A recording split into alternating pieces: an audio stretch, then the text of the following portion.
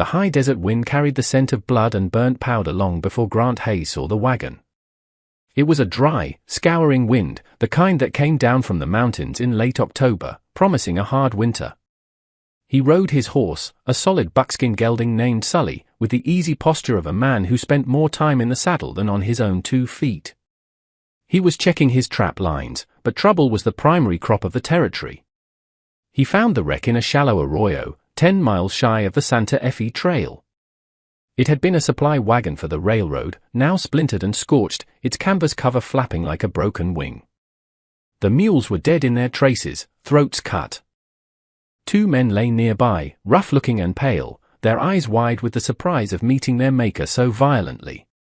Bandits had been thorough, splitting open sacks of flour and beans, taking whatever ammunition and whiskey they could find. Grant dismounted, rifle in hand, his gaze sweeping the rocks. Nothing moved. The raid was hours old. A sound, small and thin, cut through the wind. A scraping like iron on stone.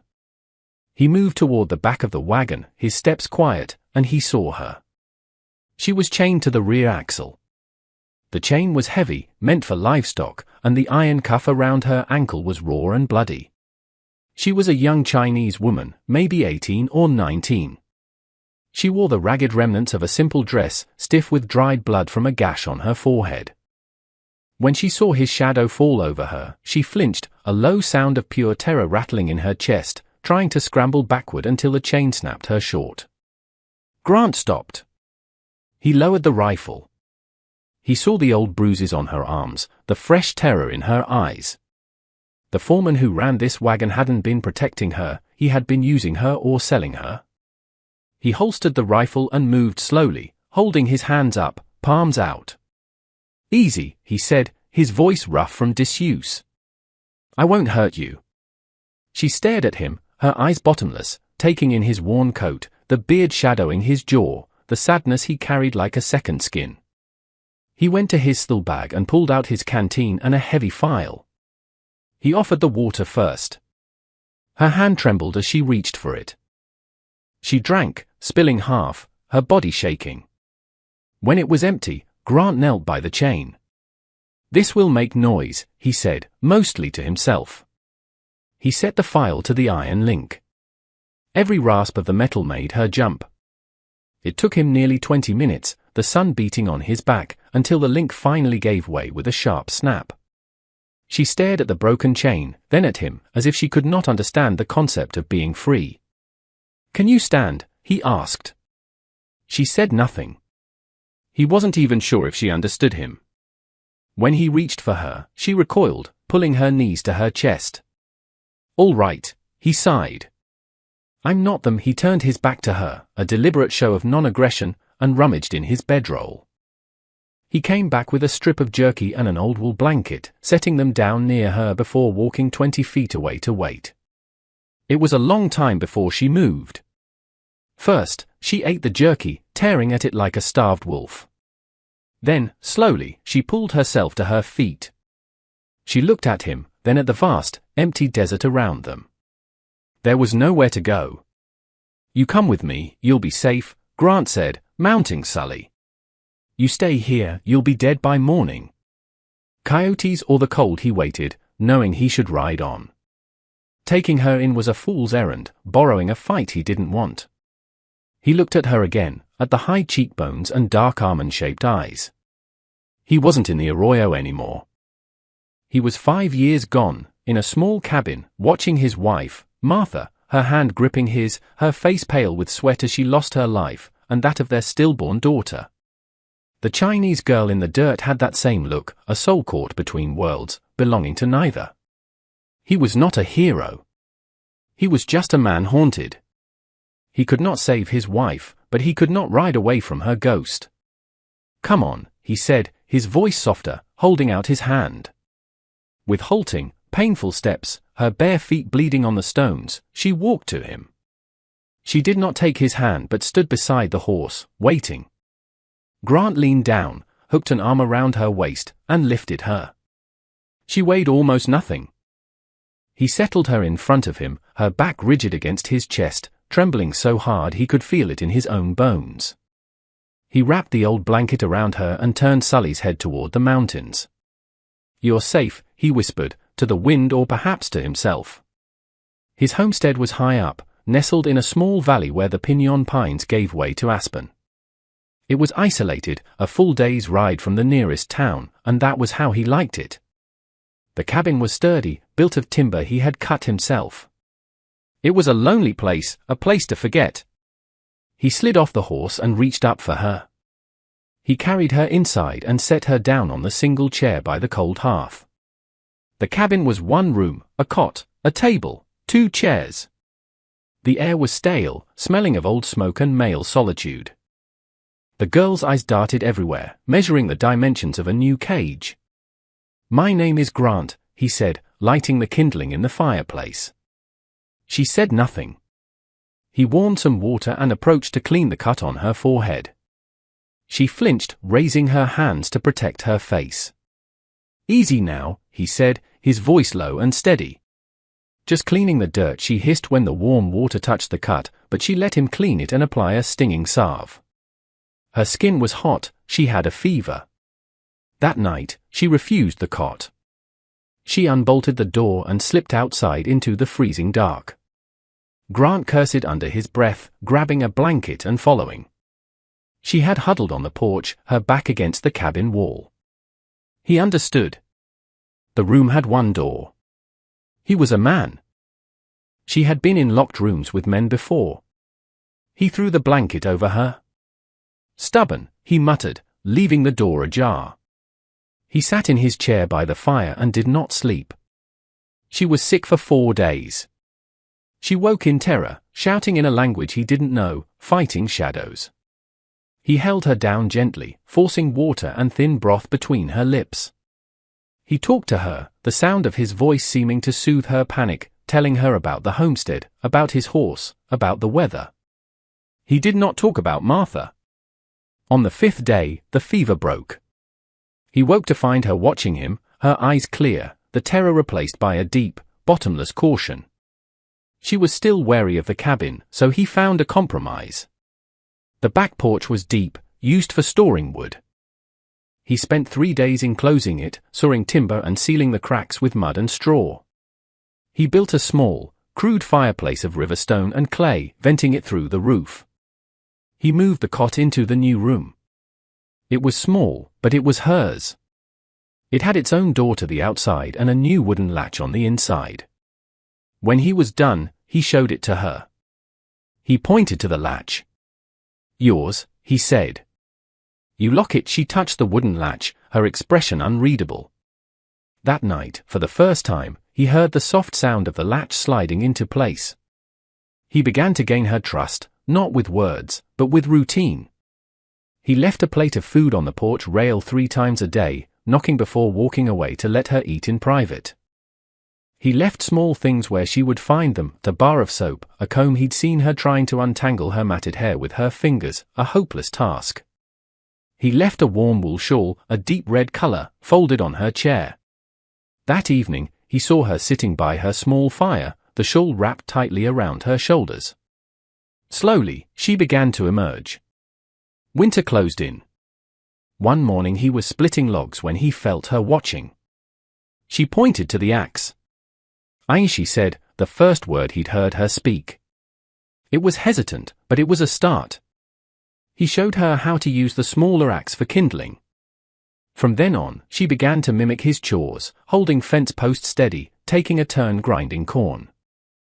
They worked side by side for weeks, the silence between them changing from tense and frightened to a shared, comfortable language of mutual labor. The homestead, which had been his prison of grief, began to feel like a shared space. One night, a brutal cold forced her into the main cabin for warmth. She sat on a bearskin rug by the fire. He was mending a bridle, his hands stiff. He had a puckered white scar on the back of his right hand from a brand during the war, and he rubbed it, a nervous habit.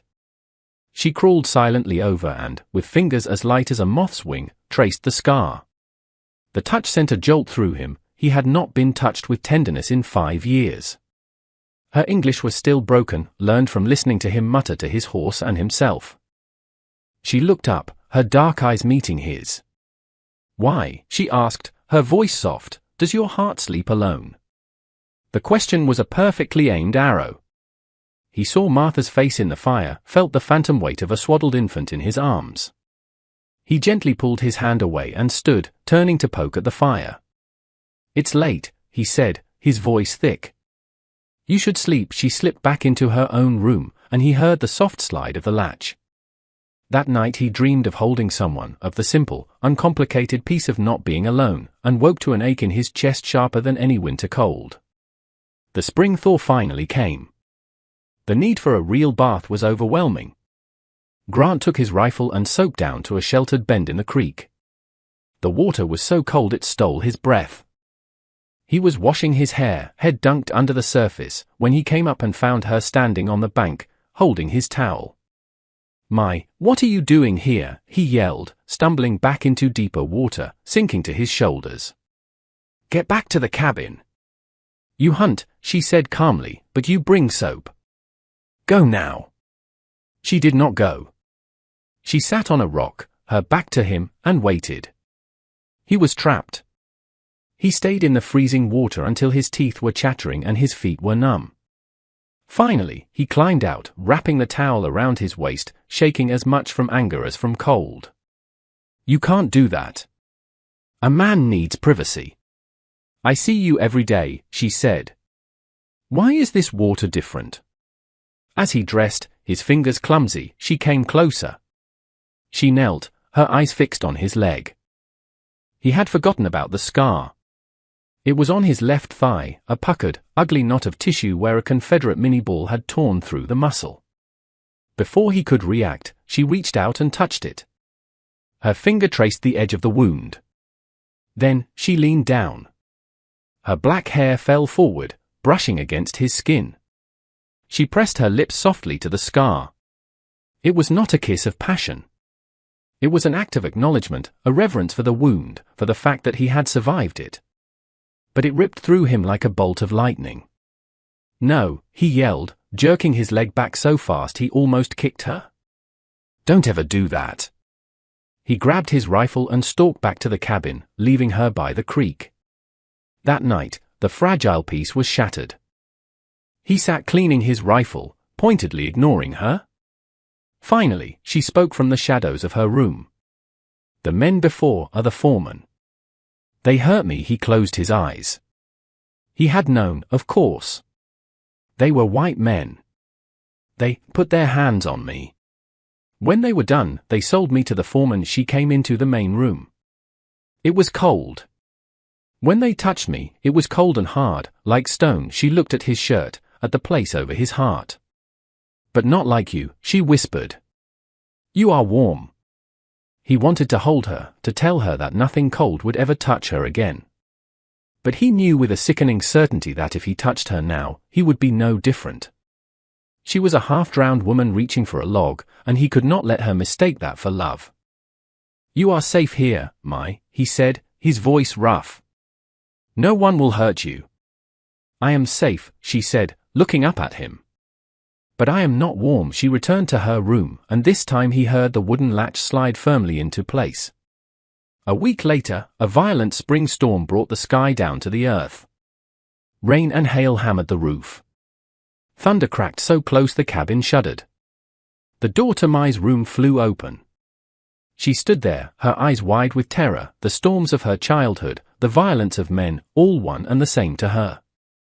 She ran not to a chair, but to his cot where he had been preparing to sleep, scrambling onto it and burying her face in his blankets, her body shaking violently. He sighed, sitting on the edge of the cot, rubbing her back in a clumsy, paternal way. "It'll pass. It's just a storm." "Hold me," she whimpered, her voice muffled by the wool. He hesitated, but the cabin shook again and she cried out. He slid onto the cot, pulling her back against his chest, wrapping his arms around her as he would a frightened child. He was still fully dressed. They lay like that for a long time. He had not held another person in 5 years and had forgotten what it felt like. He thought she had fallen asleep when she turned in his arms, her body flush against his, her face inches from his in the dark. "Grant," she whispered. "It's all right. Go to sleep." No, she pressed her hand flat against his chest, over his heart. "I want to feel what women feel." His blood went cold, then hot. No. This is not. "I want the warm," she insisted, her voice no longer frightened, but full of that same direct, honest curiosity. She pushed herself up, her lips near his. "I want to know." He stopped her, gripping her shoulders firmly. "Listen to me," he said, his voice low and urgent. "What those men did, they took something from you. What you're asking for now, it's not just the warm. This, between a man and a woman, it's supposed to be more. It's supposed to be a choice. A real one. Not one you make in the dark during a storm because you're scared or because you're grateful I'm not them. You deserve more than just heat, Mai. You deserve a choice. I will not be just another man who takes from you." She was silent, her body tense with incomprehension. She was offering the only thing she felt she had, and he was refusing it. She pulled away, slid off the cot and, without a word, went back to her room, quietly closing the door. He did not hear the latch. He lay awake until dawn, his body aching with a tension that was both desire and shame. He had done the right thing, protected her even from herself. But as the first grey light filled the cabin, he felt more alone than ever. He must have drifted off, because he woke to the smell of coffee and smoke. He dreaded facing her, expecting her to be gone, or worse, to have retreated back into a silent, weary ghost. He got up and splashed cold water on his face. He opened the cabin door. Mai was outside, feeding the 2 chickens a handful of cracked corn. The morning air was washed clean, and the sun was bright. She seemed calm, her movements deliberate. He was about to speak, to apologize, to try and explain again, when he stopped. She was wearing one of his old, threadbare flannel shirts. It was enormous on her, the sleeves rolled up a dozen times, the hem brushing her knees. And she was humming. It was a low, repetitive, tuneless sound, a sound of pure, unthinking contentment.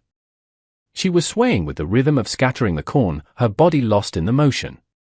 She looked up and saw him watching her. She did not flush. She did not look away. She just smiled. A small, slow smile that lit her eyes. He had seen her curious. He had seen her terrified. He had seen her angry. He had never, in all this time, seen her truly happy.